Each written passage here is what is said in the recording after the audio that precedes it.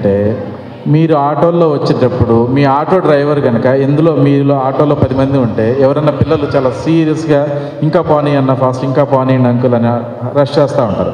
వచ్చినప్పుడు స్ట్రిక్ట్గా ఇంత స్పీడ్గా వెళ్ళొద్దు అని గట్టిగా ఓపెన్గా చెప్పగలిగిన వాళ్ళే స్ట్రాంగ్ స్టూడెంట్స్. ఓకే, మీరు ఆటోలు చాలా స్ట్రాంగ్గా ఎవరన్నా స్పీడ్గా వెళ్తుంటే ఒక్కసారి మనం కనుక కింద పడిపోతే మీరు పరిగెడుతూ సడన్గా రోడ్డు మీద పడిపోండి, ఇట్లా దెబ్బ తగులుతుందా లేదా? జస్ట్ ఒక 10 కిలోమీటర్ స్పీడ్ కూడా వెళ్ళని మీరు సడన్గా మీరు ఆగి మీ అంతటి మీరు పడితేనే అంత దెబ్బ తగిలితే, అంత 50-60 కిలోమీటర్స్ వెళ్ళి ఆటోలోంచి పడితే ఎంత దెబ్బ తగులుతుంది?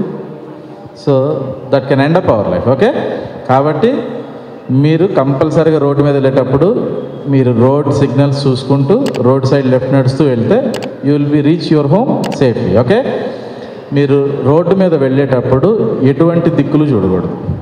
రోడ్డు మీద దెబ్బ ఒక్కసారి మీకు ఒక చిన్న ఓండ్ వస్తేనే, అంటే చిన్న పుండు వస్తేనే మీకు తగ్గడానికి 10 days పడుతుంది, అవునా? అదే మీరు ట్రాఫిక్ టైంలో పడితే దాని ఇంపాక్ట్ మీ ఎంటైర్ లైఫ్ ఉంటుంది. సో మీకు దెబ్బతింటం వల్ల మీ పేరెంట్స్ కూడా అంతే బాధపడతారా లేదా? సో రోడ్ సైడ్ మీరు ఎంత చదివే వాళ్ళైనా చదివిన వాళ్ళైనా కంపల్సరీ చదువుకోవాల్సిన సిస్టమ్ ఏంటంటే road safety. If you reach home safely your parents will be happy. ఓకేనా? మీరు ఇంటికి జాగ్రత్తగా వెళ్ళారనుకోండి, మీ పేరెంట్స్ హ్యాపీగా ఉంటారు. So otherwise it will be a tough job. So కంపల్సరీగా రోడ్డు మీద దిక్కులు చూడకుండా నడవటం, స్పీడ్గా వెళ్ళే వాళ్ళని కట్ చేయటం, సిగ్నల్స్ ఫాలో అవ్వటం, ఎటువంటి ఆటలు రోడ్డు మీద ఆడకూడదు. ఆటలు ఆడుకుంటూ రోడ్డు మీద కంపల్సరీగా అసలు చేయకూడని పని అది. ఓకేనా? ఫాలో చేయండి.